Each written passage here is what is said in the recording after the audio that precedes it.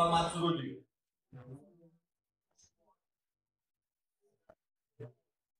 धाराशिव जिल्हा काँग्रेस कमिटीच्या वतीनं या ठिकाणी पत्रकार परिषद घेतली होती आणि त्या पत्रकार परिषदेमध्ये माजी सभापती सौ मुळेंचे चिरंजीव पिंटू मुळे हा भाजपचा संबंधित कार्यकर्ता आहे म्हणून त्यावेळेस मी त्या ठिकाणी उल्लेख केला होता। त्याला प्रत्युत्तर म्हणून या ठिकाणी माजी नगराध्यक्ष रोचकर यांनी धीरज पाटील हे पराभवाच्या कारणाने वैफल्यग्रस्त आहेत आणि बिनकामाची बडबड त्या ठिकाणी ते करत आहेत असे नमूद केले। कोणी एखादा आमदार साहेबांच्या खुर्ची लावून जर बसत असेल आणि फोटो काढत असेल तर तो भाजपचा कार्यकर्ता असू शकत नाही असं त्यांनी स्पष्टीकरण दिलं। मला या पत्रकार परिषदेच्या निमित्तानं सांगावं वाटतंय, ह्या तुळजापूर ड्रग्ज रॅकेटमध्ये 2-3 दिवसापूर्वी चार्जशीट दाखल झाली आणि गोपनीय नावं समोर आली। त्यामध्ये प्रामुख्याने माजी नगराध्यक्षांचे पती माजी नगरसेवक विनोद पिटू गंगणे,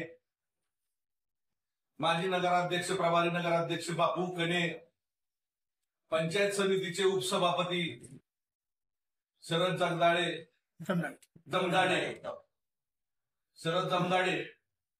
आणि नळदुर्गचे ठाकूर म्हणून कोणतरी आहे, असे अनेक नावं मुख्य आरोपी म्हणून पुढे आलेली आहेत। का आलेली आहेत? ज्या अर्थी पोलीस यंत्रणाने चौकशी अंती त्यांचे ज्यावेळेस सीडीआर तपासले असतील, कॉल रेकॉर्डिंग तपासले असतील, त्यांचे बँक खाते तपासले असतील, त्या अर्थी त्या ठिकाणी नावं आलेली। मी माजी नगराध्यक्षांना सांगू इच्छितो की नक्कीच या ठिकाणी गेल्या विधानसभेच्या निवडणुकीमध्ये माझा पराभव झालेला असेल, पण मी स्वाभिमानानं लढलो त्या ठिकाणी आणि सर्वसामान्य जनतेनं निष्ठेनं मला 96,000 मतं या ठिकाणी मला दिलेली आहेत। मला कुठलाही पैसा खर्च न करता ह्या मिळालेली जी मते आहेत ही स्वाभिमानाच्या निष्ठेची मतं आणि प्रामाणिकतेची मतं मिळालेली। त्यामुळे वैफल्यग्रस्त राहण्याचं कारण नाही, मी पहिल्यांदाच लढलो या ठिकाणी, परंतु आत्मविश्वासानं आणि निष्ठेनं आम्ही या ठिकाणी लढलेलो। आज ते आरोप करत असताना आम्ही शहानिशा करून या ठिकाणी आज पत्रकार परिषद घेत आहोत की ही जी काही मंडळी आहेत ही भाजपच्या संबंधित आहेत का नाही।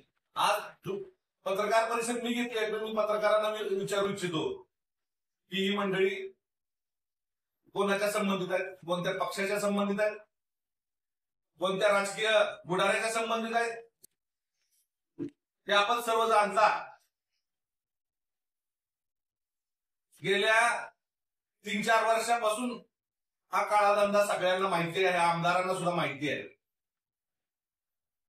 ज्यावेळेस हे राष्ट्रवादीमध्ये होते राणा जगजितसिंह पाटील आणि त्यानंतर बीजेपी मध्ये आले, हे सर्वजण त्यांच्या मागे आलेले, त्यांची सर्व शहरातील आणि ग्रामीण भागातील सूत्र ही लोक या ठिकाणी सांभाळत आलेली आहेत। आज आमचं दुर्दैव म्हणा की या ठिकाणी तुळजापूर सारख्या ठिकाणी एक नागरिक म्हणून आज आम्ही सर्वजण या ठिकाणी बोलतोय की कित्येक घरं या ड्रग्ज प्रकरणामुळे उद्ध्वस्त झालेले आहेत। एक उंबरठा ओरडला की दुसऱ्या उंबरठ्यावर ड्रग्ज घेणारा माणूस किंवा ड्रग्ज घेणारा व्यक्ती आढळून येत आहे। आतापर्यंत जवळजवळ 200-250 लोकांना नोटिसा दिल्याचे पोलीस सूत्रांकडनं कळालेला आहे की त्याची चौकशी होत आहे. परंतु या चौकशी दरम्यान मला वाटतंय की ज्याचं ट्रान्झॅक्शन झालंय म्हणून त्याला या ठिकाणी त्यांची नावं घ्यावी.